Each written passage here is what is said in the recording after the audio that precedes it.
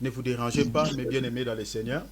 Donc, D'accord. vous allez suivre la vidéo même en différé. Et là, vous allez noter les passages rapidement parce que je vais courir avec le temps vu que je suis seul. Donc, je vais lire. Entre-temps, je vais Oui. expliquer. Donc, voilà tout ça. Alors, j'enlève l'écouteur, mes frères et sœurs. Suivez-moi attentivement. J'attire vraiment votre attention, mes frères et sœurs. Suivez-moi, s'il vous plaît, je vous en supplie. Parce que si vous vous laissez, vous êtes distrait au fait, mes bien-aimés, vous n'allez pas comprendre le développement de ce thème. Parce qu'aujourd'hui, nous exploitons, mes bien-aimés, je peux dire, notre dernier sujet parmi les points que j'avais épinglés sur le péché. Nous avons déjà parlé sur le péché contre Dieu. Nous avons déjà parlé sur le péché contre son prochain. Aujourd'hui, nous touchons directement sur le péché contre soi-même ou le péché contre son propre corps. Alors, mes bien-aimés, suivez-moi très attentif. C'est un sujet très complexe. Je ne vais pas m'enorgueillir à avoir la prétention de dire que je connais beaucoup, mais je sais que c'est un sujet que beaucoup des chrétiens ou des hommes de Dieu expliquent ça un peu de travers ou un peu compliqué. Mais avec la petite grâce que le Seigneur m'a accordée, j'ai compris, mes bien-aimés, au fait, la profondeur de ce sujet. Alors suivez-moi très attentivement, mes bien-aimés, afin que nous puissions tous avoir la connaissance, mes bien-aimés, sur ces péchés, mes bien-aimés, comme la Bible le présente, le péché contre soi-même, le péché contre son prochain. Alors, les péchés aujourd'hui notés, prenez vos calepins, prenez vos Bibles. Nous avons aujourd'hui comme thème, nous parlons sur le péché contre son prochain ou le péché contre son propre corps. Que veut dire le péché contre soi-même? Que veut dire le péché contre son propre corps? Avant que mes bien-aimés de donner la définition, avant de donner la définition sur ce sujet, j'aimerais qu'on lise d'abord une écriture. Nous sommes dans 1 Corinthiens chapitre 3. Non, lisons d'abord 1 Corinthiens chapitre 6. 1 Corinthiens chapitre 6. Nous allons lire jusqu'au verset...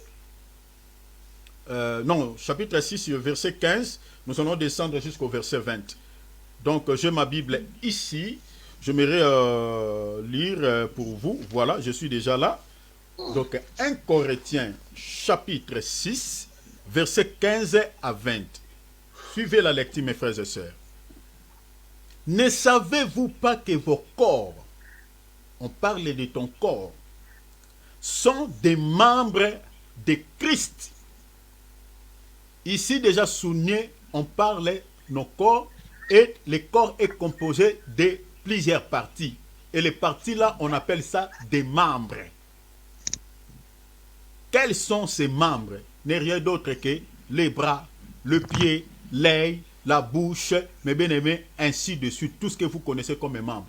Nous avons des membres extérieurs, nous avons des membres intérieurs, des parties intérieures. Parce que le corps est composé de certaines parties qu'on ne voit pas, comme le cœur. On ne voit pas, ce sont des parties qui composent le corps, mais sont à l'intérieur. Nous avons comme des foies, nous avons comme des poumons, nous avons comme des intestins. Ce sont des parties internes, mais qui font partie du corps, qui font aussi un grand travail. Les membres extérieurs, c'est tout ce que nous voyons avec nos yeux physiques. Alors, la Bible dit, ne savez-vous pas que vos corps sont des membres? Vous avez déjà la notion des membres de Christ. Prendrai-je donc le membre de Christ pour en faire les membres d'une prostituée? Vous comprenez déjà? J'espère que vous avez déjà l'idée ici. Donc, prendrai-je des membres de Christ? Quels sont ces membres? Comme je l'ai dit tout à l'heure. Donc, je prends la main qui appartient à Christ, ou mon bras qui appartient à Christ. Je vais faire utiliser ça pour la prostitution. Parmi les membres, nous avons les sexes. Je vais utiliser ça, ça appartient à Christ. Ce n'est pas à moi. Donc tout ce que j'ai comme membre là, ce n'est pas à moi. La Bible dit, appartient à Christ. et vous voulez en faire un membre ou deux membres d'une prostituée. Loin de là, ne savez-vous pas que celui qui s'attache, retenez les mots attaché, celui qui s'attache à la prostituée est un seul corps avec elle. Ouf, ça c'est fort. Donc une personne qui s'unit à une prostituée, la Bible dit, il devient un seul corps. Donc vous voyez ici en période de fête ici, hein, vous voyez comme nous sommes en train d'aller petit à petit, il y a des frères qui vont aller chercher des sœurs là, hein, qui font leurs évangélisations, qui évangélisent, qui prêchent dans des riz, qui ont besoin, venez, venez, venez, venez. Et il y a bien des hommes qui vont aller chercher ces prostituées. La Bible déclare, celui qui s'accouple, celui qui s'attache, celui qui s'unit avec une prostituée devient une seule chair. Donc la notion de devenir une seule chair, ce n'est pas seulement dans les mariages. Retenez ça, mes bien-aimés, par cœur, souligné. Parce que nous avons l'habitude, quand les gens se marient, on est en train d'appliquer une écriture, dit, la Bible dit, ils deviendront une seule chair. Ouf, attention. Même celui qui n'est pas marié, qui vit dans le concubinage, est un seul corps avec cette personne. Même celui qui va chercher cette sœur-là dans la rue de Berne, là-bas en France, je ne sais pas, les sœurs-là qui se traînent, mais bien aimés dans des boulevards la nuit, celui qui couche avec cette sœur-là, la Bible dit, devient un seul corps. Quand on dit vous devenez un seul corps, cela veut dire quoi? Vous partagez en ce moment-là une même vie. Si elle a de la maladie, tu peux recevoir une partie de ces microbes. Si toi aussi tu as la maladie, elle va aussi recevoir une partie de ta part. Au-delà de cela, les esprits qui sont dans sa vie, c'est-à-dire s'il a des esprits de zoo, des sirènes de zoo, si il est quelqu'un qui a l'esprit de mort, elle a déjà vendu sa vie à l'ennemi, ou si elle est sorcière ou il est sorcière ou il est sorcier, les démons là qui contrôlent sa vie, vous partagez les esprits. Je ne vous mens pas, je vous dis au nom du Seigneur. Je crois que quand on va entrer dans la profondeur de ces sujets, on va toucher sur des esprits des femmes de nuit et des maris de nuit, c'est-à-dire des démons qui prennent les images des êtres humains, les esprits qui prennent les images des femmes ou des hommes, qui s'accouplent avec les gens pendant la nuit. D'où viennent-ils ces esprits-là? Ces esprits-là viennent à partir de la prostitution, à partir de l'impudicité. Parce que s'il n'y a pas une porte qui donne l'accès aux démons, les démons ne viendront pas te visiter. Il faut qu'il y ait une porte ouverte pour permettre aux esprits de visiter ta vie. Alors, les esprits-là entrent à partir de ce genre de pratiques. C'est-à-dire, quand tu couches avec une personne qui est possédée par des esprits, il n'y a pas seulement les maladies sexuellement transmissibles, il y a d'autres gens qui disent, voilà, j'ai ma préservatif, tu as la préservative, mais on ne vous voit pas la préservative spirituelle. La préservative spirituelle, c'est la crainte du nom du Seigneur. C'est ça la préservative. C'est l'abstinence. Si vous n'avez pas ça, vous allez contracter les esprits dans votre vie. La Bible dit, celui qui s'attache à une prostituée, vous devenez une seule chair. Ça, c'est l'écriture qui dit. Mais celui qui s'attache au Seigneur est avec lui un seul esprit. Ah, de la même manière qu'une personne qui s'attache à une prostituée, il devient un seul corps. De la même manière, quand on s'attache au Seigneur, on devient aussi une seule chair.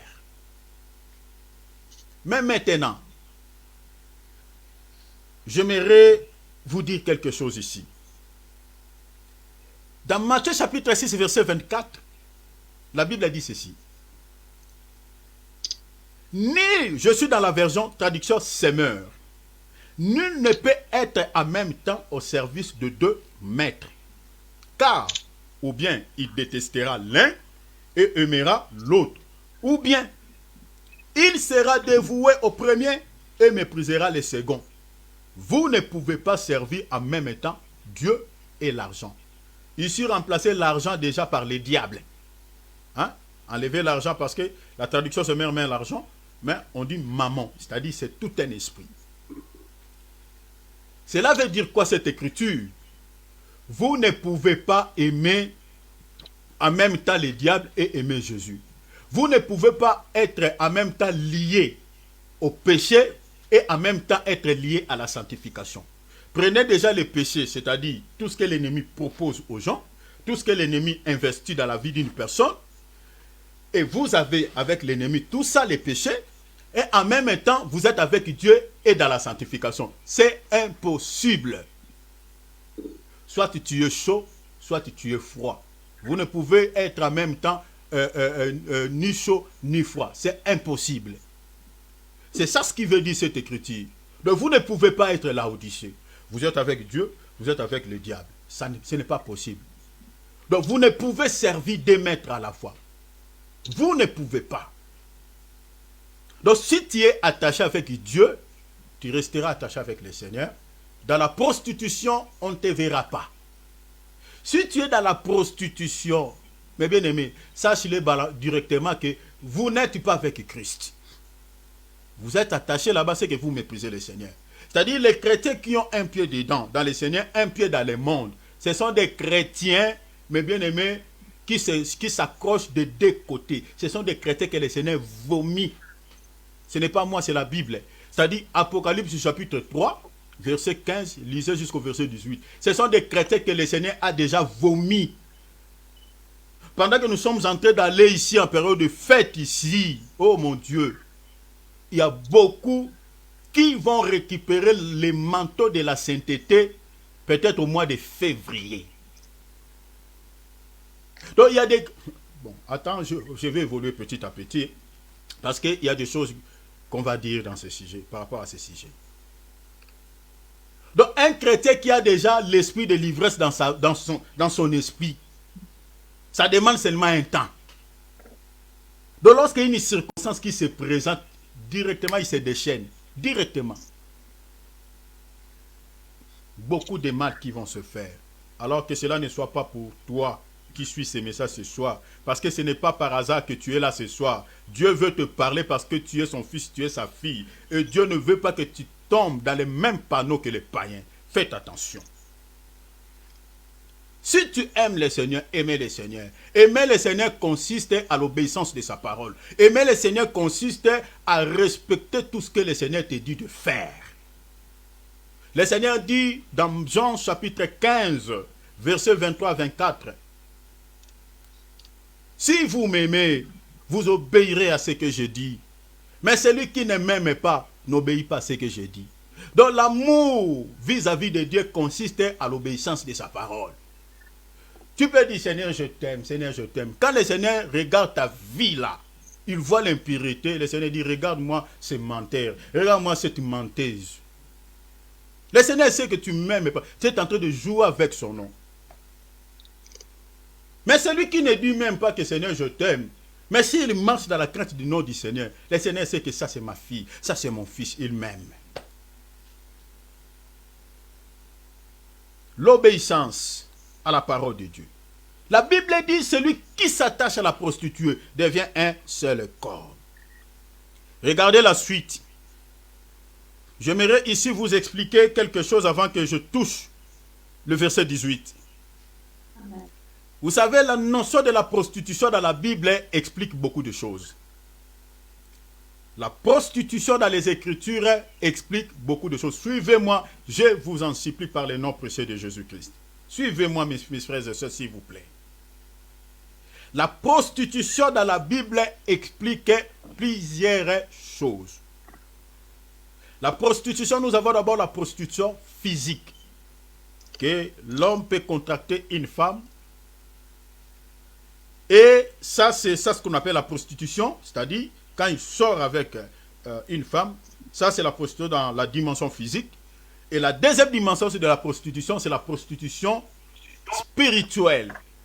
C'est-à-dire, une personne qui est idolâtre, selon la Bible, il est aussi prostitué.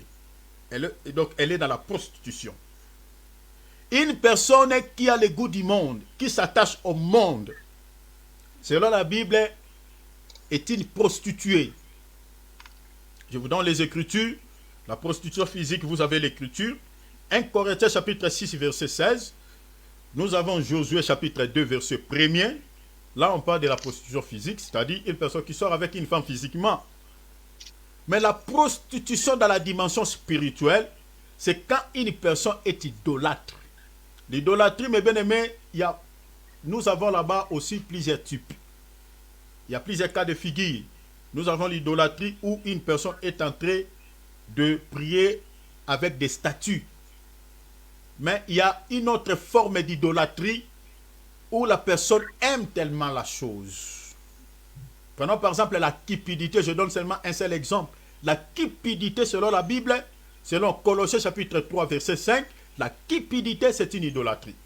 Une personne cupide, selon Dieu c'est un idolâtre. Vous voyez déjà cette forme de l'idolâtrie n'a rien à voir avec une personne qui est en train de prier avec une statue physique. Donc cette idolâtrie c'est dans la dimension spirituelle. Donc la cupidité c'est une idolâtrie.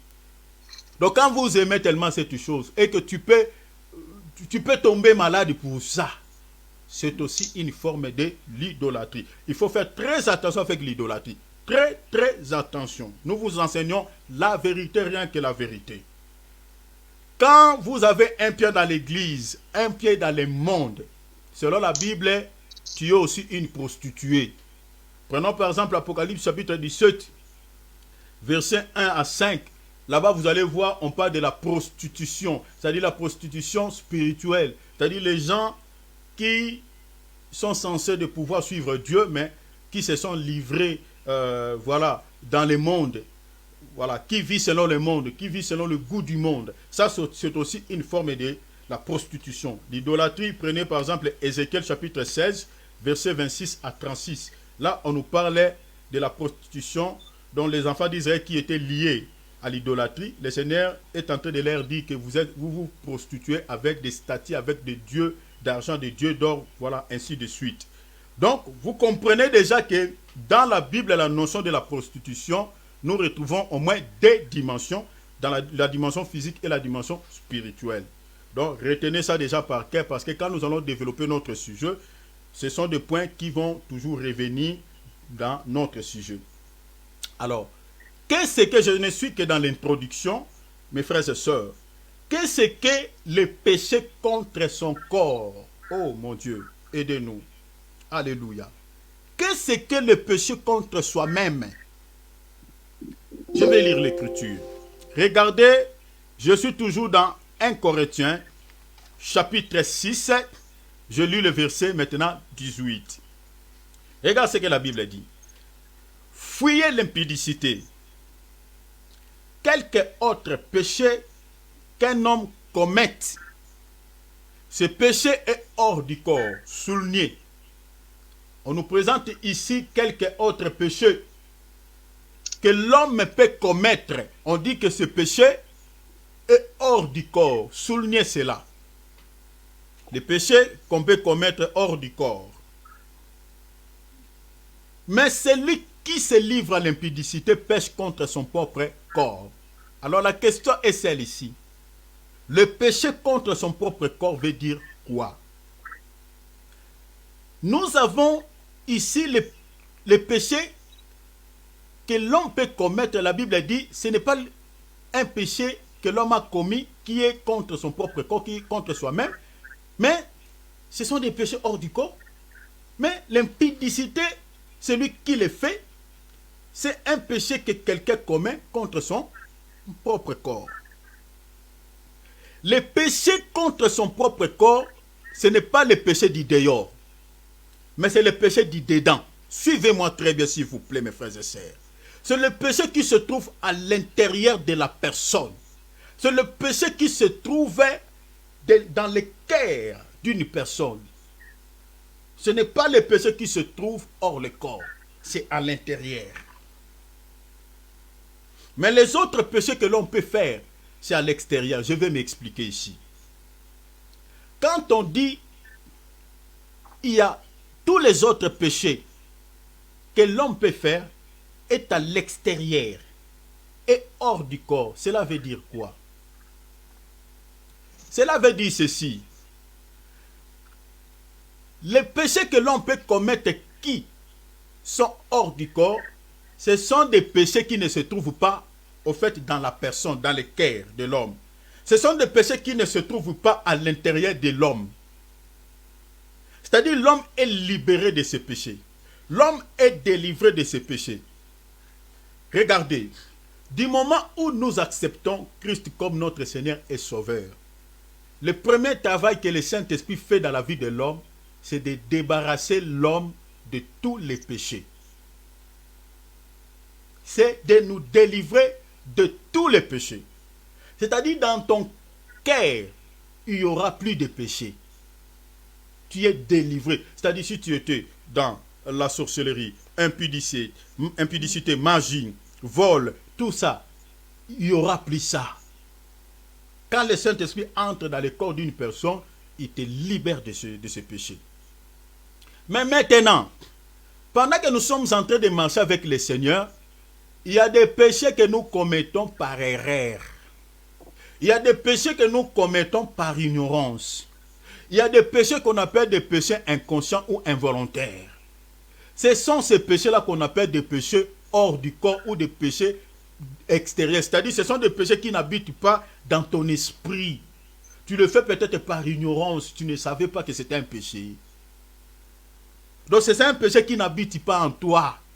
Qui n'habite pas à l'intérieur de ton esprit. Raison pour laquelle nous enseignons la parole pour expliquer que ça c'est un péché. C'est pour ça que tu dis, moi je ne savais pas, c'était un péché. Voilà. Donc les péchés là que tu commettais par ignorance, c'est ça les péchés qu'on appelle les péchés hors du corps. Les péchés qui est à l'extérieur de ton corps, n'habitent pas en toi. Tu le faisais par ignorance. Tu le faisais inconsciemment. Tu le faisais parce que tu ne savais pas que c'était un péché.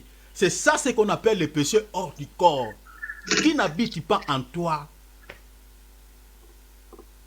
Mais les péchés qu'on appelle péchés contre son propre corps, c'est les péchés qui se trouvent à l'intérieur de l'homme. C'est-à-dire l'homme vit avec ses péchés. Le péché là est dans son cœur. Il est conscient de ses péchés. Le péché là est dans son esprit. L'impureté se trouve dans son cœur. Donc il peut commettre ça à tout moment.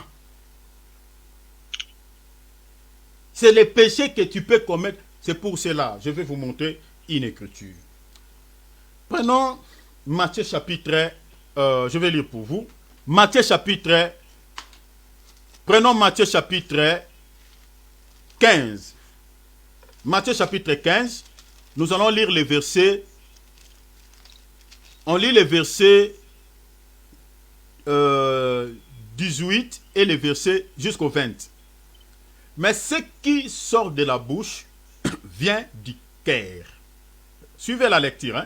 Ce qui sort de la bouche vient du cœur. Et c'est ce qui suit l'homme. Car c'est du cœur que viennent les mauvaises pensées, les meurtres, les adultères, les impudicités. Vous avez vu ça? Donc l'impudicité vient de l'intérieur de l'homme. C'est pour cela, dans 1 Corinthiens 6, 18, on dit, celui qui commet l'impudicité pêche contre son propre corps. Donc c'est un péché qui n'est pas hors du corps, mais qui est à l'intérieur du corps, à l'intérieur de la chair de l'homme, c'est-à-dire du dedans. Et ce péché-là habite dans le cœur. Verset 18, le verset 19, pardon. C'est du cœur que viennent les impudicités. Vous voyez ça? Et on dit, et les vols, les faux témoignages, les calomnies, voilà, ce sont ces choses-là qui suivent l'homme. Donc vous comprenez que le péché contre son propre corps, ce sont des péchés qui se trouvent dans le cœur de l'homme.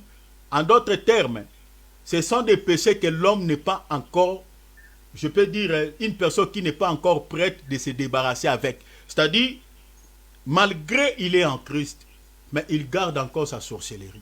Malgré il est en Christ, il garde encore son impudicité. Malgré il est en Christ, il garde encore son vol. Malgré il est en Christ, il garde encore la jalousie. Il garde encore le meurtre. il garde encore, ce sont des péchés que l'homme n'a pas encore abandonnés totalement. C'est le péché du dedans. C'est le péché qui se trouve à l'intérieur du cœur, selon Matthieu chapitre 15, versets 18 à 20. Donc le péché contre son propre corps, c'est un péché qui est permanent dans l'esprit de l'homme. C'est un péché qui se trouve permanent dans l'âme d'une personne. C'est ça ce qu'on appelle le péché contre son propre corps. C'est le péché du dedans. C'est le péché qui se trouve à l'intérieur. C'est-à-dire une personne qui n'a jamais abandonné son vol, qui n'a jamais abandonné la sorcellerie, qui n'a jamais abandonné la magie, qui n'a jamais abandonné la jalousie, la haine, le meurtre, tout ça, tout ce que vous connaissez comme péché, en gros, c'est une personne qui pêche contre son propre corps. Parmi ces péchés, prenons par exemple, la Bible dit, prendrai-je donc les membres de Christ pour en faire un membre d'une prostituée. C'est pour cela que vous voyez que les versets commencent d'abord là-bas. Dans les versets 15, on dit, ne savez-vous pas que vos corps sont des membres de Christ? Prendrai-je donc les membres de Christ pour en faire les membres d'une prostituée? Vous avez déjà la notion de la prostitution. Donc c'est-à-dire, la prostitution, comme nous sommes en train de le dire, c'est-à-dire, prenons par exemple les bras. C'est aussi un membre. Maintenant, quand j'utilise mon bras pour voler, en fait, c'est que les membres qui appartiennent à Christ, au lieu de pouvoir préserver ses membres, mais je l'utilise pour voler. Donc, cela approuve suffisamment qu'à l'intérieur de mon cœur, il y a encore les vols. C'est ça ce qu'on appelle le péché contre son propre corps. Prenons par exemple une personne qui vit dans la drogue. La drogue détruit le corps. Et l'esprit. Une personne qui prend de la drogue. Une personne, quand tu lui prends la drogue est en train de détruire son corps. Donc, il pêche contre son propre corps. Toi, tu es un voleur, tu es allé voler, on te coupe les bras. Tu as péché contre ton propre corps parce que tu as détruit le temple de Dieu. La Bible dit dans 1 Corinthiens 3, 16, 18, celui qui détruit le temple de Dieu, Dieu le détruira. Le temple là, c'est ton corps. À cause de ton vol, tu es allé voler, on t'a coupé la main. C'est-à-dire tu as péché contre ton propre corps et à ce moment-là, la Bible dit, Dieu te détruira aussi. Une personne qui est dans l'alcool, qui tombe souvent dans l'ivresse, l'alcool complique sa santé. Il est en train de détruire son corps, pécher d'abord contre son propre corps. Une personne qui est dans l'impudicité, il peut attraper des maladies sexuellement transmissibles. Les esprits peuvent détruire son corps. Il pêche d'abord contre son propre corps. Et Dieu, comme il est en train de détruire son corps, Dieu aussi le détruira. C'est-à-dire, pécher contre son propre corps, ce sont des péchés qui se trouvent permanents dans les cœurs de l'homme.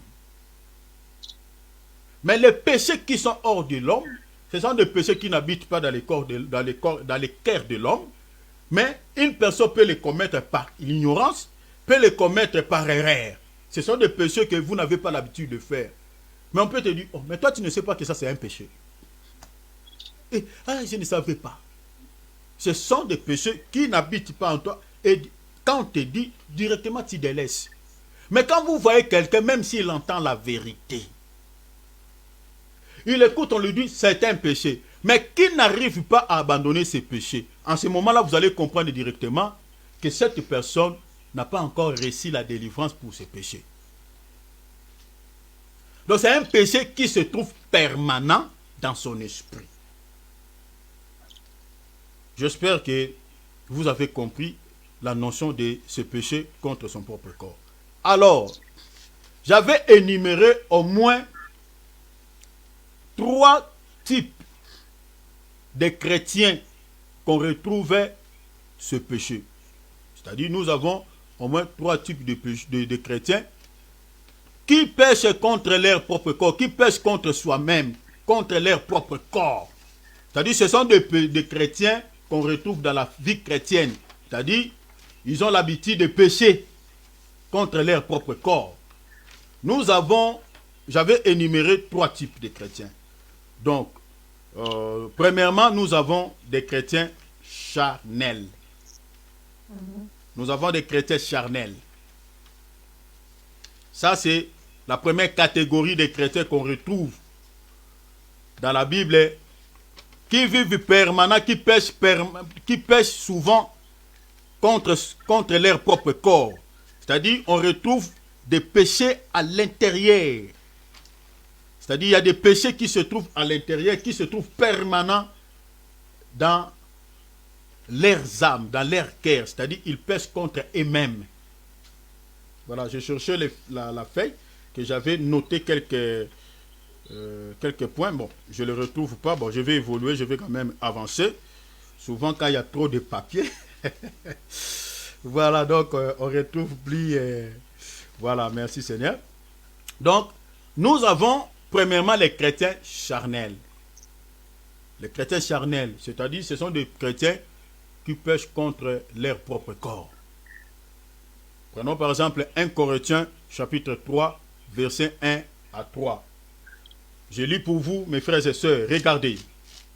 1 Corinthiens chapitre 3, je lis 1 Corinthiens chapitre 3e. Amen. Lisons à partir du premier verset jusqu'au verset 3. Pour moi, ce n'est pas comme à des hommes spirituels. Donc, vous voyez déjà ici, on ne parle pas comme à des hommes spirituels. Donc vous comprenez déjà qui est un homme spirituel. Donc c'est quelqu'un que le péché n'habite pas dans son cœur. Ce n'est pas comme des hommes spirituels que je puis vous parler, mais comme à des hommes charnels. Comme à des enfants en Christ. C'est-à-dire, un chrétien charnel, c'est un enfant en Christ. Il a reçu aussi Christ dans sa vie comme Seigneur et Sauveur. Il est passé aussi par l'eau des baptêmes. Il n'est pas un païen. Il est différent d'un païen. Parce que lui, il a fait déjà un pas. Mais le problème avec ces chrétiens, écoutez, je vous ai donné du lait. Pourquoi l'apôtre Paul leur donne du lait et non de la nourriture solide? Pourquoi il ne leur donne pas la nourriture solide? Car vous ne pouvez pas la supporter. Ah bon? Et vous ne le pouviez pas, vous ne pouvez pas même à présent. Pourquoi? Parce que vous êtes encore charnel. Oh là là. Vous voyez ça? Donc un chrétien charnel, on ne lui donne pas la nourriture solide. On lui donne du lait. Qu'est-ce que le lait? Je vais vous expliquer. Regardez le verset 3.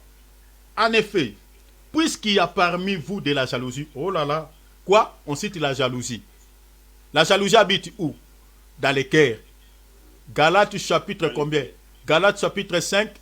Lisez à partir du verset 16 jusqu'au verset 21. On nous parle des œuvres de la chair. C'est-à-dire ce sont des péchés qui habitent le cœur, l'âme d'une personne. La jalousie, des disputes. L'apôtre Paul dit, n'êtes-vous pas charnel?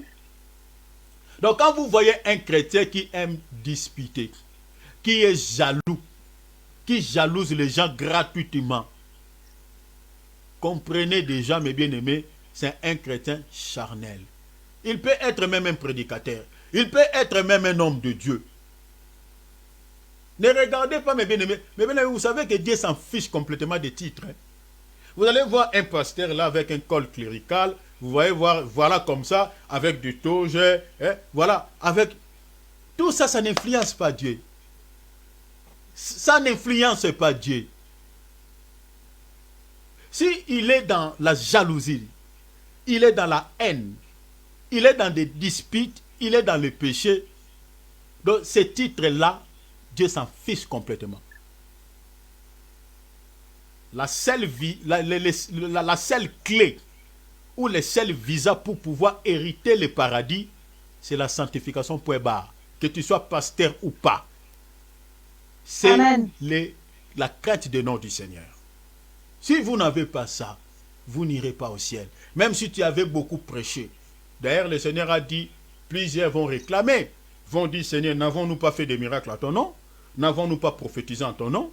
Le Seigneur dit, retirez-vous de moi. Je ne vous ai jamais connu. Donc le Seigneur dit, mais tu me dis, tu as fait des miracles. Est-ce que ça, c'est la première mission que moi je t'avais envoyée? La Bible dit, ce n'est pas tous ceux qui disent, Seigneur, Seigneur, qui hériteront le royaume des cieux. Mais c'est ceux qui font la volonté de Dieu. Le problème, ce n'est pas accomplir des miracles. Le problème, ce n'est pas soutenir des veuves et des orphelins. Le problème, ce n'est pas construire des écoles, des hôpitaux. Tout ça, ce n'est pas mauvais. On a besoin des miracles. On a besoin voilà, des outils. On a besoin de la logistique. On a besoin de tout ça.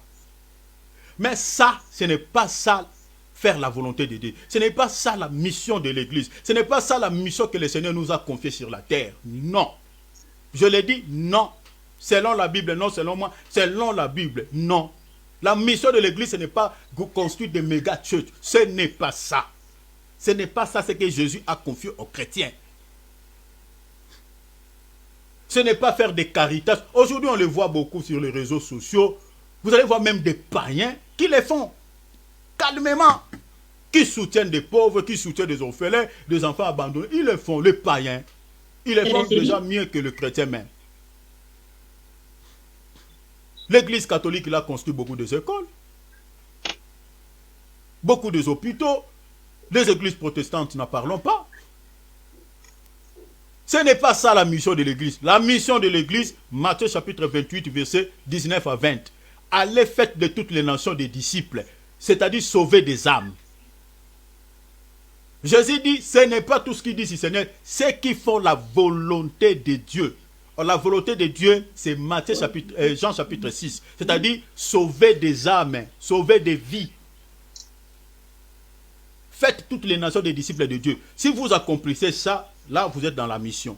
Mais si vous ne faites pas ça, vous avez mis autre chose devant ça. Ah, désolé, hein. Désolé. Ce jour-là, le Seigneur va vous dire, je ne vous ai jamais connu. Mais je ne dis pas que soutenir des veuves ou des orphelins ou des gens qui sont dans la détresse, c'est péché, ou on va refuser de le faire. Non. Nous avons besoin des outils qui accompagnent la mission. Ce sont des outils, ça accompagne la mission. Mais on ne peut pas mettre ça à la première position. Non. Donc si on oublie la mission et on commence à mettre les outils à la première position, le Seigneur nous dira ce jour-là, je ne vous ai jamais connu. Parce qu'on avait abandonné la mission et on a pris des outils, on a pris d'autres choses, on a remplacé la mission. Ce n'est pas ça. Alors, la Bible dit qu'un chrétien charnel, donc c'est un chrétien qui vit confortablement dans les péchés. 1 Corinthiens chapitre 3, verset 1er jusqu'au verset 3e. C'est-à-dire il y a encore le péché dans son cœur. Voilà pourquoi il est charnel. Et l'apôtre Paul lui dit, la raison pour laquelle je n'ai pas voulu leur donner quoi du lait. Et plutôt la nourriture solide, je leur donne du lait. Pourquoi il leur donne du lait et non la nourriture solide? Cela veut dire quoi? Quelqu'un qui vit encore dans les péchés, vous êtes en train de lui prêcher sur la prophétie. Vous êtes en train de lui expliquer les 70 semaines de Daniel. Vous êtes en train de lui expliquer l'eschatologie. Mais mes bien-aimés, vous ne comprenez pas. La Bible dit, heureux serviteur qui donne la nourriture au temps convenable. La vie de la personne là, vous ne voyez pas qu'il est encore dans les péchés. Vous ne voyez pas encore qu'il est impudique. Vous ne voyez pas encore qu'il est dans la sorcellerie. Vous ne voyez pas encore qu'il est dans la jalousie, dans les disputes. Donnez-lui du lait, arrêtez d'abord l'eschatologie, arrêtez tout ça. C'est ça ce que Paul dit ici. Le lait, c'est quoi? Ce sont des rudiments, des notions préliminaires de la vie chrétienne. C'est-à-dire abandonner d'abord le péché, abandonner ça, marcher dans la sanctification. C'est ça le lait. Donc il faut d'abord le lait. Le lait sert, c'est-à-dire on le donne à un enfant afin de pouvoir grandir. Parce qu'un chrétien charnel, c'est un bébé. Donc tout celui qui... Parce que ce n'est pas avoir les cheveux blancs d'abord ou faire beaucoup des années dans la foi. C'est-à-dire que vous pouvez faire 40 ans dans la vie chrétienne. Si vous êtes encore dans les péchés, vous êtes toujours bébé. Vous êtes toujours un enfant. Voilà pourquoi un serviteur qui tombe dans l'impudicité tout le temps, une fois on peut comprendre. Deux fois on peut dire, bon, on peut le mettre mis en garde. Mais si ça devient 3 fois là, en tout cas, c'est fini quoi. Parce que la Bible dit, il faut des avertissements. Des avertissements, c'est fini. Il n'y a pas 3e avertissement.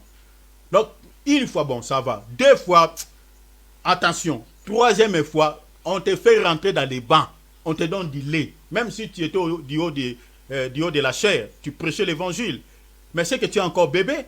Il faut qu'on te fasse retourner dans la chaise. Qu'on t'assène encore, qu'on te donne encore du lait. parce que tu n'es pas affranchi de l'impudicité. Les laits, on les donne aux chrétiens immatures, aux chrétiens enfants, qui ont encore des péchés dans leur cœur. Il faut qu'on leur dise abandonner, parce que les laits, on les donne à un enfant afin que l'enfant grandisse. Regardez un bébé. Les laits, c'est vraiment une bonne nourriture pour un bébé. Ça lui donne des anticorps. Ça donne la croissance à un enfant. Regardez ce que Pierre dit. Regardez, je vous lis une écriture. 1 Pierre, hein? Regardez. Je suis dans 1 Pierre, je lis chapitre 2, chapitre 2. Je suis dans le verset 2. Désirez comme des enfants nouveau-nés les laits spirituels et pire, afin que par lui, vous croissiez pour les salis. Vous voyez ça? Vous voyez ça? Donc, c'est-à-dire, les laits, ça va vous aider à grandir. Et ça va vous aider à pouvoir quoi? À grandir, vous croissiez pour pouvoir quoi? Pour pouvoir obtenir les salis. Donc, si on ne te donne pas les laits, tu n'as pas la vie éternelle. Parce que tu es toujours dans le péché. Ça ne sert à rien qu'on te donne la nourriture solide. Ça ne sert à rien. Parce que tu es encore dans le péché. La nourriture solide, si on le donne à un bébé, vous donnez à un bébé la viande, c'est pour le tuer davantage. Donc vous comprenez que le péché contre soi-même, nous avons d'abord le premier type, c'est les chrétiens charnels. Là, on retrouve ce péché. Prenons par exemple Jacques chapitre 4, verset 1er. Que dit la Bible? Je lis dans la traduction, je vais lire dans la traduction Parole de vie. Jacques chapitre 4, j'ai la Bible ici avec moi. Rapidement, je vais lire Jacques chapitre 4. Jacques chapitre 4, verset 1er. Regarde ce que la Bible dit, mes frères et sœurs. La Bible dit, d'où viennent les disputes? D'où viennent les luttes entre vous? Est-ce qu'elles ne viennent pas des désirs mauvais qui luttent dans vos corps? Vous voyez ça? Donc quand on parle de désirs mauvais ici, nous avons la notion de convoitise. Prenons par exemple, je lis dans la traduction Louis II. Hein? Regardez ce qu'il dit ici. Jacques chapitre 4, verset 1. Il y a un pourquoi je suis en train de faire ce mouvement. Vous allez comprendre la suite, mes bien-aimés. Jacques chapitre 4, verset 1er.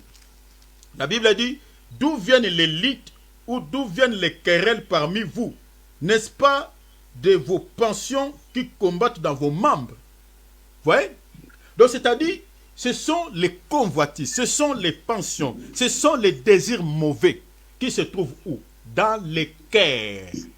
C'est ça ce que la Bible dit. C'est-à-dire, ce sont des convoitises qui se trouvent quoi? Les désirs mauvais qui luttent dans nos corps, qui se trouvent à l'intérieur.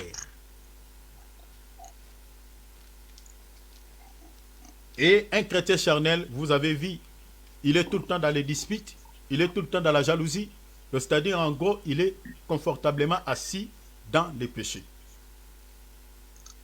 Nous avons encore une autre écriture, 1 Pierre chapitre 2, verset 11. Je suis dans la traduction Louis II. Regarde. La Bible dit ceci.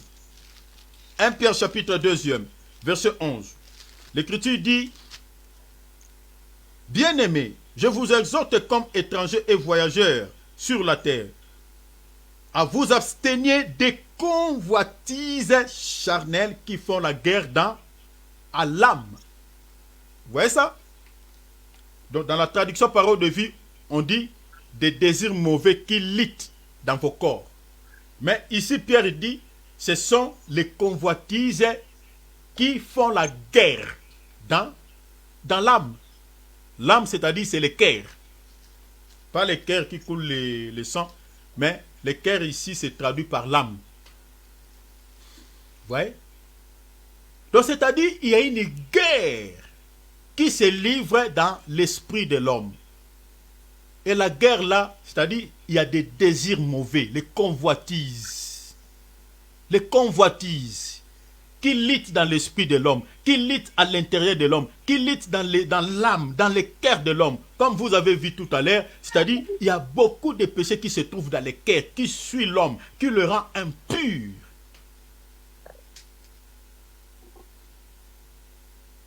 Là, on les retrouve, hein.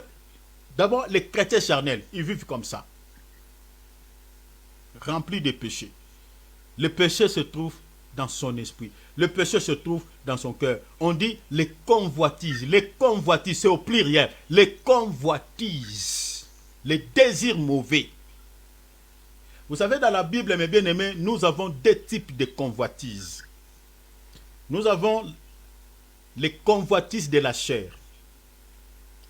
Et deuxièmement, nous avons les convoitises des yeux. Je vais vous lire une écriture. Notez. 1 Jean chapitre 2, verset 16. Regardez. Car tout ce qui est dans le monde, la convoitise de la chair et la convoitise des yeux et l'orgueil de la vie ne vient pas du Père, mais vient du monde. Vous voyez ça? Donc, nous avons la convoitise de la chair et la convoitise des yeux. En fait, je vous ai dit tout à l'heure que la convoitise ou les convoitises, ce sont des désirs mauvais qui se trouvent déjà dans l'âme. Selon quelle écriture? Selon 1 Pierre chapitre 2 verset 11. Ce sont les désirs, les convoitises, ça se trouve déjà dans l'âme, dans l'esprit, dans le cœur de l'homme. En d'autres termes, ce sont les péchés. Les convoitises de la chair, ce sont des péchés qui se trouvent déjà bien, donc permanents dans l'esprit de l'homme. Parce que ici, nous parlons des chrétiens charnels. C'est dans le cœur d'un chrétien charnel qu'on retrouve ces péchés, qu'on se retrouve tous ces panoplies, voilà, tous ces péchés, ces impuretés. Les convoitises de la chair, les désirs mauvais.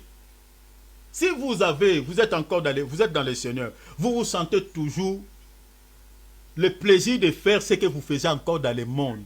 Mais bien aimé, je ne vous cache pas, je vous regarde droit aux yeux. Mais bien aimé, vous êtes encore charnel, s'il vous plaît. Laissez-moi vous dire la vérité. Vous êtes encore charnel. Il faut demander la grâce de Dieu de s'en libérer de ses péchés. Vous avez encore besoin d'y lait.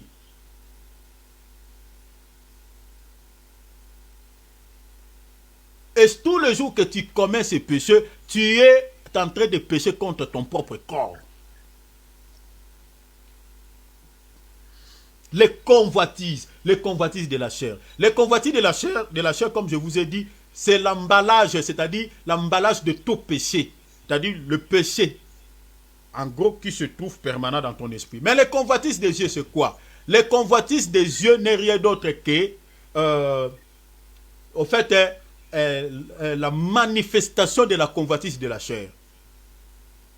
C'est-à-dire, une fois que l'occasion se permette, une fois que les yeux captent une information de l'extérieur, directement, donc, en fait, si les yeux captent une information qui est en rapport avec les désirs qui se trouvent déjà dans ton cœur, directement, la personne peut passer à l'action. Je vous donne un exemple. J'ai le téléphone, je n'ai pas les réseaux. Je vous explique la différence entre la convoitise de la chair et la convoitise des yeux. J'ai le téléphone. Je suis en train de se promener, mais mon téléphone n'a pas les réseaux. Mais j'ai mon portable. Mais je n'ai pas les réseaux. Je n'ai pas la connexion. Je me retrouve dans une zone quelconque et il y a les réseaux qui apparaissent sur mon téléphone. Une fois que les réseaux apparaissent sur mon portable, sur mon téléphone, mon attel, et du coup, je peux passer l'appel. Donc, c'est pareil avec la convoitise de la chair et la convoitise des yeux. C'est-à-dire, la convoitise de la chair, c'est comme un téléphone que vous avez. C'est-à-dire, vous avez déjà l'appareil, la chose, vous avez le péché, et vous êtes en train de se promener. Une fois que les yeux captent une information, c'est-à-dire captent les réseaux, une fois que vous captez quelque chose qui peut déclencher ce qui est en vous, directement tu peux passer l'appel, c'est-à-dire passer à l'acte. Je vous donne une écriture. Prenons ce que Jésus dit ici. Regardez. Matthieu chapitre 5, verset 28. Alors rapidement. Matthieu chapitre 5, verset 28. Regardez ce que Jésus dit. Suivez bien la lecture. Mais moi, je vous dis que quiconque regarde, voyez, regardez, quiconque regarde une femme, pourquoi? Pour la convoiter. Vous voyez ça? Vous voyez la convoitise des yeux? Une personne qui regarde une femme, c'est-à-dire quiconque regarde une femme, pour pouvoir quoi? La convoiter. Vous voyez la convoitise de la vie? La convoitise des yeux? Mais regarde la suite. On dit, a déjà commis un adultère avec elle ou dans son cœur. Matthieu chapitre 15, verset 18 à 20. L'adultère se trouve où? Dans le cœur. Vous voyez ça? Pourquoi Jésus dit ici? La personne n'a pas passé l'acte. Mais la Bible dit, le fait qu'il a regardé, il est tombé à la convoitise de la vie, la convoitise des yeux. Jésus dit, comme elle a regardé la femme pour la convoiter, elle a commis déjà l'adultère avec elle où? Au niveau dans son cœur. Pourquoi Jésus dit dans son cœur? Pourquoi Jésus dit elle a commis l'adultère? Sinon tout le monde, tous ceux qui regardent les femmes, ceux qui tombent dans les péchés. En réalité, ce n'est pas du fait que la personne a regardé ou l'homme a regardé une femme. Ce n'est pas d'abord ça. Le problème, ici, Jésus dit, parce que la personne est tombée à la convoitise des yeux.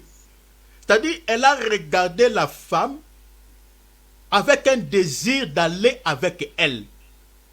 Donc, c'est-à-dire, il y a un péché d'adultère qui vit déjà permanent dans le cœur de la personne.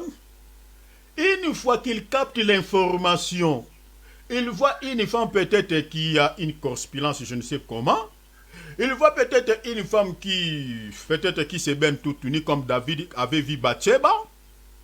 Bathsheba qui se lavait toute unie. Elle est tombée dans le péché avec cette femme. Elle regarde peut-être, voilà, de films X. Donc vous voyez déjà, du coup, une fois que les yeux captent une information qui est en lien avec ce qui se trouve dans son cœur, directement la personne peut commettre déjà le péché. Il peut passer à l'acte ou il peut tomber déjà dans le péché qu'on appelle adultère, mais dans son cœur, parce que l'adultère déjà est là. L'adultère vit déjà dans son cœur. Donc la convoitise des yeux n'est rien d'autre que la manifestation, c'est-à-dire quand on regarde, on capte l'information, on capte quelque chose qui peut déclencher ce qui est déjà en vous et qu'on passe à l'acte, là on tombe directement dans le péché. C'est-à-dire, ça marche de pair, donc l'un ne va pas sans l'autre. Vous comprenez cela? Donc c'est ça, au fait, la différence qui existe entre la convoitise des yeux et la convoitise de la chair. La convoitise des yeux, de la chair, c'est le péché qui vit permanent dans l'esprit de l'homme. Et la convoitise de la vue, c'est-à-dire quand on reçoit une information par la vie, et ça peut manifester les désirs qui se trouvent déjà en toi, et tu peux passer à l'action. Quelqu'un qui voit le bijou qui appartient à autrui, et une fois qu'il le voit, vu qu'il a déjà la sémence du vol dans son cœur, le vol se trouve déjà dans son esprit. Et directement, vu qu'il capte, donc les yeux déjà captent l'information, il donne directement les relais. Il passe à l'acte. Donc c'est ça ce qu'on appelle le péché contre son propre corps. C'est-à-dire, ce sont des péchés qui se trouvent déjà dans l'homme. Et l'homme, il attend peut-être, c'est une question peut-être de temps ou d'une circonstance, que les circonstances lui permettent et qu'il se retrouve voilà, dans un endroit où le péché peut se manifester, il passe directement à l'action. Alors, nous avons des chrétiens charnels. Les chrétiens charnels, ce sont des chrétiens qui pêchent contre leur propre corps. Ce sont des chrétiens qui pêchent, qui sont vraiment dans le péché, voilà, qui pêchent tout le temps. Deuxième type de péché, nous avons ceux qui pêchent volontairement. Ceux qui pêchent volontairement, ce sont des gens aussi qui pêchent contre leur propre corps. Ici, nous avons Romains chapitre 1er, verset 21. Et puis on va lire le verset 24. Romains chapitre 1er, verset 21. Et puis on va lire le verset 24. Regardez. Je vais lire pour vous. Romains chapitre 1er, verset 21. La Bible dit, puisque ayant connu Dieu, ils ne l'ont point glorifié comme Dieu et ne lui ont point rendu grâce. Mais ils se sont égarés dans leurs pensées et leur cœur sans intelligence a été plongé dans les ténèbres. Verset 24.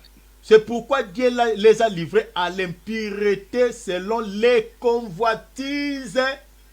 Ouais, les convoitises de leur cœur. Vous voyez ça? De leur cœur. En sorte qu'ils déshonorent eux-mêmes leur propre corps. Vous avez vu ça, mes frères et sœurs? Donc, nous avons deuxième type de péché, deuxième type de, au fait, des chrétiens qui pêchent contre leur propre corps, c'est-à-dire des chrétiens qui pêchent volontairement. Donc, quand on dit volontairement, je vous ai expliqué ici, le péché volontaire, ça veut dire quoi? C'est-à-dire c'est quelqu'un qui a la connaissance des Écritures. Quelqu'un qui a fait déjà un pas dans la foi. C'est quelqu'un déjà qui a marché avec Christ. Il avait aussi abandonné le mal. Il avait abandonné vraiment presque tous les péchés. Mais c'est un chrétien qui pêche maintenant délibérément, qui tombe dans le péché mais consciemment, qui fait le péché consciemment. Je réitère le verset, regardez. La Bible dit, puisque ayant connu Dieu, vous voyez? Donc c'est-à-dire, ce sont des gens qui ont connu Dieu, qui ont eu la connaissance de la parole, la connaissance de ce Dieu. Mais la Bible dit quoi? Ils ne l'ont point glorifié. Donc ce sont des gens qui ont catégoriquement refusé de glorifier Dieu. 1 Corinthiens chapitre 6, verset 20, la Bible dit quoi? Glorifiez donc Dieu dans votre corps et dans votre esprit qui appartient à Dieu. Et on glorifie Dieu comment? Par la crainte de nom du Seigneur. Quand on marche dans la crainte de Dieu, on respecte sa parole, c'est ça glorifier Dieu. Mais malgré la connaissance qu'ils ont reçue de ce Dieu, la Bible dit, ils ne l'ont point glorifié comme qui? Comme Dieu. Et ne lui ont point rendu grâce. Mais la Bible dit, mais ils se sont égarés dans leurs pensées et leurs cœurs sans intelligence sont plongés quoi? Dans les ténèbres. Regardez le verset 24. C'est pourquoi Dieu les a livrés à l'impureté. Selon quoi? Selon les convoitises de leur cœur, en sorte qu'ils déshonorent eux-mêmes leur propre corps. Vous voyez ça? Donc je suis en train de dire que le péché contre son propre corps, nous avons encore deuxième type de chrétiens qui tombent dans ces péchés. Ce sont des chrétiens qui pêchent volontairement, malgré ils ont reçu la connaissance de ce Dieu, mais ils se retrouvent encore dans les convoitises de la chair. Et ils commencent à déshonorer leur propre corps. Si vous lisez par exemple 1 Pierre, chapitre 1er, vous lisez à partir du verset par exemple, verset 14.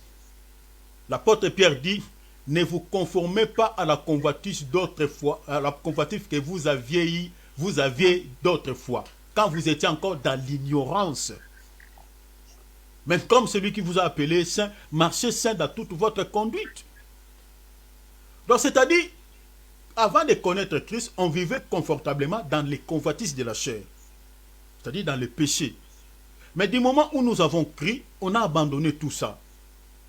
On a reçu la connaissance de ce Dieu, on a reçu la connaissance de la parole, nous sommes enseignés.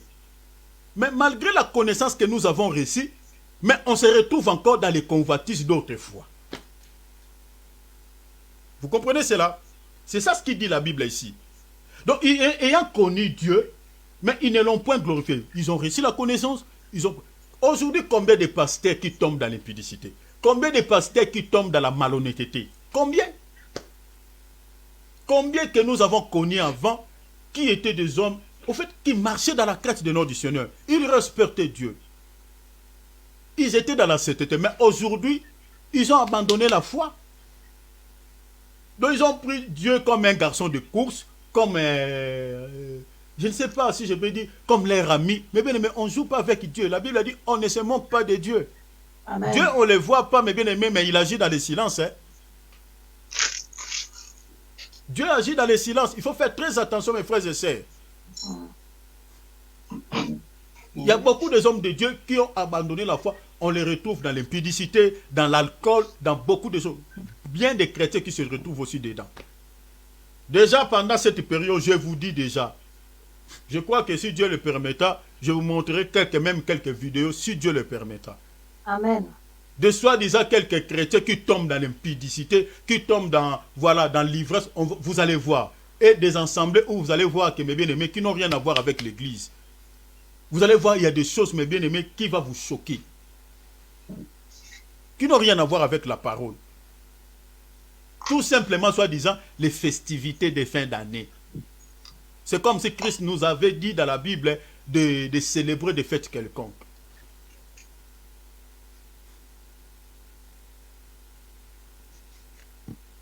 Amen. Par la grâce de Dieu, peut-être au mois de décembre, peut-être le 31, si Dieu peut permettre, nous permet, peut-être, je ne sais pas, peut-être on va parler sur les bilans. Nous avons l'habitude de faire des bilans annuels. Qu'est-ce que j'ai réalisé cette année? Qu'est-ce que j'ai fait? Est-ce que j'ai fait quelque chose? Est-ce que j'ai réussi ou j'ai échoué? Est-ce que je suis dans les bons ou... Est-ce que cette année, je ne sais pas, j'ai réalisé quoi? Nous avons souvent l'habitude de faire des bilans charnels. Mais combien de chrétiens qui font les bilans pour leur propre vie chrétienne, pour leur vie spirituelle? Combien qui font les bilans? Combien de fois tu as gêné? Combien de fois tu as marché dans la crainte de Dieu? Combien de fois tu es allé à l'église? Combien de fois ta vie a été comme un parfait de bonne odeur devant le Seigneur? Est-ce qu'on fait ces bilans? On a l'habitude de faire des bilans charnels. Est-ce que j'ai réussi physiquement? Qu'est-ce que j'ai... Mais les bilans spirituels. Je crois que si Dieu le permet, on va toucher sur ce point. On va prendre l'histoire de Belteshazzar. C'est-à-dire, Dieu aussi a une balance. Hein. Si Dieu calcule depuis le début de cette année, jusqu'à la fin de cette année, Dieu te dépose sur sa balance. On regarde maintenant si le bien va peser combien et le mal va peser combien. Il y a un roi, vous connaissez l'histoire de Belteshazzar. Dieu l'avait pesé sur sa balance. La Bible a dit Dieu il a pesé ses rois. Dieu il a pesé. Dieu il a compté. Il a divisé. La Bible a dit il n'était pas digne. Le mal pesait beaucoup sur la balance de Dieu. Et Daniel dit Dieu a compté ton règne. Depuis que tu es roi, tu n'as jamais plu à Dieu. Depuis que tu es chrétien, tu n'as jamais plu à Dieu. Depuis que l'année a commencé, ta vie n'a jamais plu à Dieu. Tu étais toujours dans la chair. Donc Dieu te dépose sur sa balance. Tu ne pèses pas. C'est le mal qui pèse beaucoup. C'est le mauvais comportement qui pèse beaucoup. C'est le mauvais caractère qui pèse beaucoup. Peu de sainteté. Donc on met comme ça, la balance, c'est les ténèbres qui montent. Du côté du bien, ici, la lumière, il n'y en a pas beaucoup assez. Dieu dit, on va faire le bilan ici, si Dieu le permet, à moins que, voilà, que le Seigneur nous oriente d'une autre manière. C'est-à-dire les chrétiens qui pêchent, deuxième type, les chrétiens qui pêchent volontairement, malgré la connaissance qu'ils ont reçue, comme Romains chapitre 1, verset 21 dit, ils ont connu Dieu, ils ont eu la connaissance de ce Dieu, ils ont eu la connaissance de la parole, ils ont été enseignés, mais malgré, ils n'ont pas glorifié Dieu. La Bible dit, ils se retrouvent dans l'impureté, les convoitises de leur cœur, les convoitises d'autrefois, les convoitises qu'ils avaient abandonnées. Mais ils se retrouvent dedans. Et ils commencent à déshonorer leur propre corps, le péché contre leur propre corps. Ils pêchent contre leur propre corps. Ça, c'est la deuxième catégorie, c'est-à-dire le deuxième type de chrétiens qui pêchent volontairement, mais malgré la connaissance. Je crois, ici nous allons toucher, je crois ça, je parlerai ça demain, pour faute de temps, parce qu'on doit terminer. Je toucherai sur un point ici, je parlerai sur l'oppression démoniaque. Je vais toucher Amen. sur l'oreille et sur les yeux. Parce qu'on dit, Dieu les a livrés à l'impureté selon les convoitises de leur cœur. Vous voyez ça? Donc les convoitises reviennent. Donc tous les passages qu'on est en train de lire, on parle toujours des convoitises de la chair. C'est-à-dire les convoitises, c'est-à-dire ce sont les mauvais désirs qui se trouvent dans le cœur de l'homme. Comme on a vu dans Matthieu 15, 18 à 20. C'est-à-dire ce sont des impudicités, des adultères, des vols, de meurtres. Ce sont tout ça là. On appelle ça les convoitises de la chair, les désirs mauvais que l'homme n'a pas abandonné. Ou soit il avait abandonné, mais il se retrouve dedans. Après avoir reçu la connaissance, après avoir connu Dieu, mais au lieu de glorifier Dieu, ils refusent de glorifier Dieu dans leur corps. Regardez, hein. Regardez ce que... Je prends un Corinthien. Regarde ce que... Oh mon brada bado sata brada saka. Alléluia. C'est ça une belle onction. Gloire à Dieu. Merci Seigneur. Amen. 1 Corinthiens chapitre 6 verset 20. La Bible dit, car vous avez été rachetés à un grand prix. Glorifiez donc Dieu dans votre corps et dans votre esprit qui appartient à Dieu. Mais regardez dans Romains chapitre 1 ici, on dit quoi? Puisque ayant connu Dieu, ils ne l'ont point glorifié comme Dieu. Ils refusent. Donc c'est-à-dire ils ont pris leur corps, ils ont pris leur esprit, on le suit. Verset 24 dit quoi? C'est pourquoi Dieu les a livrés à l'impureté. L'impureté se trouve dans les cœurs, le convoitise de la chair. Donc ce qu'ils avaient abandonné d'autres fois, quand ils ont reçu l'évangile, quand ils ont crié à l'évangile, quand ils ont accepté Christ comme Seigneur et Sauveur, ils sont passés par l'eau de baptême. Ils ont fait aussi un pas avec le Seigneur. Ils ont eu la connaissance. Ils ont aussi évangélisé. Après avoir marché avec Christ pendant quelques temps, ils se retrouvent encore dans les convoitises. Ce sont les deuxièmes types de chrétiens qui pêchent contre leur propre corps. Mais on touchera sur un point, ce qui fait que ces chrétiens-là se retrouvent dans ces péchés. Parce qu'on va toucher sur l'oppression démoniaque. Et là, on va toucher les deux grandes portes de l'âme. Les deux grandes portes du cœur, hein, des cœurs, c'est-à-dire de l'âme d'une personne. Les deux grandes portes qui peut nous bénir ou qui peut introduire des esprits dans la vie de l'homme, oui, c'est l'oreille et les yeux. Parce qu'on parle de la convoitise des yeux, on va toucher sur ces deux points, c'est-à-dire l'oreille et les yeux. Et on va parler sur l'oppression démoniaque. Alors, je toucherai ça demain par la grâce de Dieu. Alors, troisième type de chrétien, on va terminer ici. Troisième type de chrétiens, ce sont ceux qui sont possédés par les démons. C'est-à-dire, ils ont été chrétiens charnels, ils n'ont pas abandonné ces péchés, ils n'ont pas fourni des efforts pour pouvoir se débarrasser de ces péchés. Alors, vu le diable les a oppressés tellement, parce que l'oppression, c'est les influences démoniaques, mais qui, c'est-à-dire, c'est une attaque de l'ennemi, mais de l'extérieur. C'est-à-dire, c'est un chrétien qui a le Saint-Esprit, mais qui pêche volontairement. Le Saint-Esprit est attristé. Le Saint-Esprit ne l'a pas quitté. Le Saint-Esprit est attristé. Mais il continue toujours à vivre dans le péché. Je vous avais dit ici, l'Esprit de Dieu peut abandonner le corps d'une personne dans la trois dimensions, dans la trois étapes. Il faut au moins trois étapes. C'est-à-dire, je vous avais expliqué, l'esprit est attristé, l'esprit est éteint, et puis l'esprit est ôté. C'est-à-dire, quand un chrétien est oppressé par les esprits, s'ils ne fournissent pas des efforts de pouvoir chercher Dieu peut-être par des jeûnes et des prières, il peut entrer dans les troisième étape, c'est-à-dire il devient possédé, le Saint-Esprit est ôté. S'il continue à persister dans le sens du mal, l'Esprit de Dieu part et les esprits vont maintenant récupérer ces corps pour pouvoir l'utiliser. Et là maintenant on peut parler de la possession démoniaque. C'est pour cela, prenons par exemple Éphésiens chapitre 4 verset 27. La Bible dit, ne donnez pas l'accès au diable. Et on donne l'accès comment à l'ennemi? C'est quand on pêche. Quand on ne se répand pas de ce péché. Quand on persiste dans le sens du mal. Et en ce moment-là, la porte est ouverte et l'ennemi peut entrer à tout moment. Quand on reçoit Christ comme Seigneur et Sauveur, le Seigneur nous délivre de péché. Mais quand on reprend la même vie, Regardez, Jésus guérit un paralytique. Jésus, quand il guérit ce monsieur, il dit, va et ne pêche plus. Quel rapport y a-t-il entre sa maladie et le péché? Non, la notion spirituelle dans cette histoire, donc cette maladie-là, c'était une maladie démoniaque.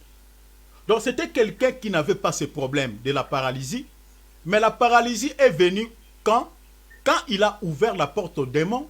Les démons, quand ils viennent, quand les démons habitent le corps d'une personne, ce n'est pas pour les chuchoter, hein, ce n'est pas pour les caresser au sens du poil, hein, c'est pour pouvoir injecter des maladies. C'est pour pouvoir terroriser la personne, c'est pour pouvoir tuer. La Bible dit l'ennemi a 3 objectifs. Jean 10, vous le savez très bien. C'est pour dérober, détruire et tuer. Donc quand les démons possèdent la vie d'une personne, ce n'est pas pour voilà, le chuchoter. Hein. Ce n'est pas pour les caresser au sens du poil, ce n'est pas pour lui dire que nous t'aimons. C'est pour détruire sa vie. Vous comprenez? Jésus dit ceci, regardez, c'est la dernière écriture. Lisons Matthieu chapitre 12, verset 43-45. On va terminer par là. Matthieu chapitre 12, on termine par là. Matthieu 12, 43, on lit les versets 12, 43 et 45. Regardez ce que la Bible dit. Je suis dans Matthieu chapitre 12e. Voilà, verset 43. Lorsque l'esprit impur est sorti d'un homme, il va par les lieux arides, cherchant du repos, et il n'en trouve point. Alors il dit, je retournerai dans ma maison, d'où je suis sorti. Et quand il arrive, il la trouve vide, balayée et ornée, il s'en va. Il prend encore avec lui cet autre esprit, plus méchant que lui, et ils entrent dans la maison, s'y établissent, et la dernière condition de cet homme est pire que la première. Et il en sera de même pour cette génération méchante.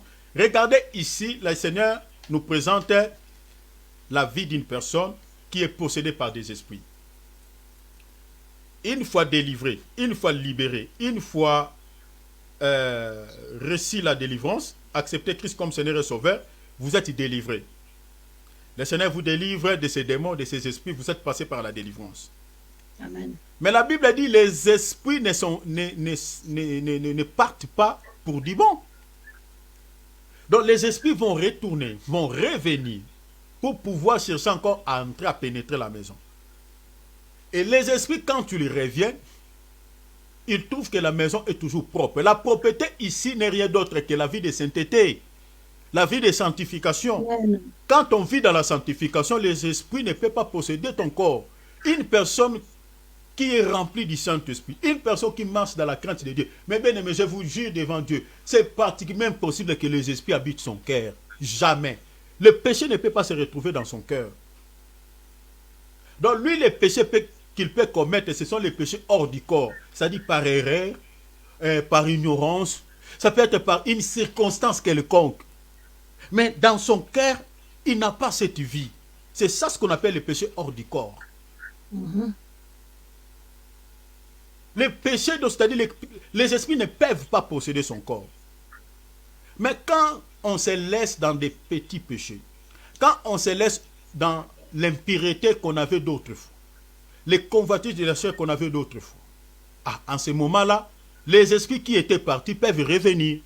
Voilà pourquoi vous allez voir que la personne qui avait reçu la délivrance d'une maladie quelconque, et après quelques temps, la personne était guérie. Après quelques temps, vous voyez, ce problème revient encore. Et on commence à dire que c'est comme si cet homme de Dieu n'a pas la puissance. C'est comme si il n'était pas guéri. Comment on avait prié pour moi? J'étais guéri. Ma paralysie était partie. Mes problèmes étaient partis. Mais se sont revenus. Oh. Le problème, ce n'est pas l'homme de Dieu. Le problème, ce n'est pas le Saint-Esprit. Le problème vérifie ta vie. Est-ce que toi, tu as conservé cette délivrance? Est-ce que tu avais fermé les portes aux esprits? Amen. C'est ça les grandes questions. Parce que quand on reçoit une délivrance aux problèmes qui étaient liés aux esprits mauvais, mais bien aimé, il faut garder aussi la délivrance, il faut protéger cette délivrance. On les protège par la vie de sainteté. Pour que les esprits qui sont partis ne reviennent plus. Ils vont rentrer. Mais quand les esprits là te trouvent dans la sainteté, ils n'auront plus le pouvoir de pouvoir posséder ton corps. Mais quand on répète encore les mêmes bêtises qu'on avait avant, le convoitisme de la chair qu'on avait avant, le péché qu'on avait d'autrefois, les esprits vont rentrer. Et la Bible dit, quand les esprits rentrent, ils ne rentrent pas, s'ils étaient 7, ils rentrent peut-être triple. La Bible dit, il va prendre encore les esprits plus têtus que lui, plus méchants. Et ta condition deviendra pire qu'avant. Voilà pourquoi vous allez voir, quelqu'un qui avait fait un pas avec le Seigneur, qui avait réussi la délivrance, une fois rentré en arrière, une fois rétrogradé, mes bien-aimés, ce sont des gens qui deviennent plus méchants. Vous ne comprenez pas. Mais avant même qu'il connaisse, vous allez voir, il commence à insulter même les hommes de Dieu. C'est comme si les hommes de Dieu ont un problème avec lui. Il commence même à insulter Jésus. Là, les esprits qui habitent maintenant son cœur, ce sont les esprits plus méchants que les esprits qui étaient avant dans son corps. Parce que la Bible dit, les esprits qui sortent, il va prendre les esprits plus méchants que les esprits qui habitaient encore, qui logeaient avant ce corps-là.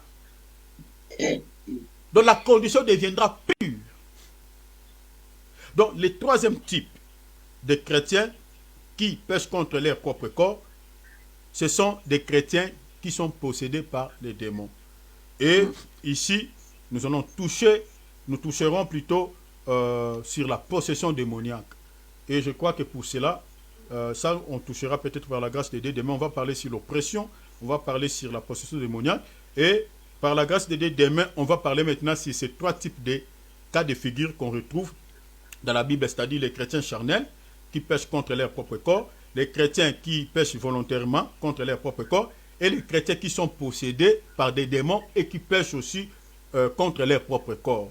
Donc, je réitère, je dis que le péché contre son propre corps, en fait, c'est le péché qui se trouve permanent dans l'esprit de l'homme. C'est-à-dire, une personne n'est pas délivrée totalement de ce péché. Et le péché hors du corps, ou le péché qu'on commet hors du corps, c'est le péché qui n'habite pas à l'intérieur de l'homme. C'est-à-dire, ce sont des péchés qu'un chrétien peut commettre par ignorance, ou par erreur, ou par manque de connaissance, par une circonstance quelconque. Voilà, ce sont des péchés, des péchés comme ça. Donc, comprenez cela, retenez cela par cœur. Et demain, par la grâce de Dieu, si le Seigneur ne revient pas, nous allons continuer sur ce même sujet par la grâce de Dieu. Sinon, le Seigneur vous bénisse tous ensemble. Mais bien aimés, nous allons prier le Seigneur. Alors, nous allons prier. Amen. Rendons grâce à Dieu pour le temps que nous venons de passer ensemble. Que le nom du Seigneur soit béni. Le Seigneur qui nous a soutenus, le Seigneur qui nous a aidés de pouvoir partager la parole, de pouvoir prendre un temps dans sa présence. Amen. Disons merci à Jésus. Mais bien aimé, il y a beaucoup de gens qui se rassemblent, mais ils se rassemblent, mais bien aimé, pour pouvoir faire le mal. Ils se rassemblent, mais bien aimé, pour pouvoir faire des choses peut-être mauvaises. Mais nous, on a passé notre temps, on se réunit, mais bien aimé, pour partager la parole. Et Amen. Nous sommes bénis. Amen. Parce que la Bible a dit, mieux vaut un jour dans la présence de Dieu que 1000 ans ailleurs. Le Seigneur nous a fait du bien. Disons merci à Dieu pour le temps que nous venons de passer ensemble. Merci infiniment, Seigneur. Seigneur, merci pour le temps que nous venons de passer. Merci. Oh notre Dieu, sois béni Père, sois béni l'agneau de Dieu, sois béni le roi des rois. Oh Seigneur, nous te disons merci. Oh Seigneur, nous te glorifions. Merci Père Céleste, merci le grand Dieu, merci le grand roi. Merci pour le temps que tu nous as accordé. Oh Seigneur, tu es Dieu, tu es le roi des rois, tu es l'agneau de Dieu, tu es la main cachée. Merci Seigneur, nous avons passé de bons moments. Nous avons passé Seigneur de très très bons moments dans ta présence. Tu nous as soutenus, tu nous as aidés, tu nous as parlé Seigneur profondément. Nous avons compris Seigneur ce que c'est le Rabashara Roska, Rika Prochete Tetama Umunda Broda Kante, Nindo Roskoto Procheke Yababuka, Orama Brodo Tekeris Kantarianda Boshada. Alléluia, Alléluia. Le Saint-Esprit, je ne peux que te dire merci. Je ne peux que te glorifier. Je ne peux que te louer. Je ne peux que t'adorer.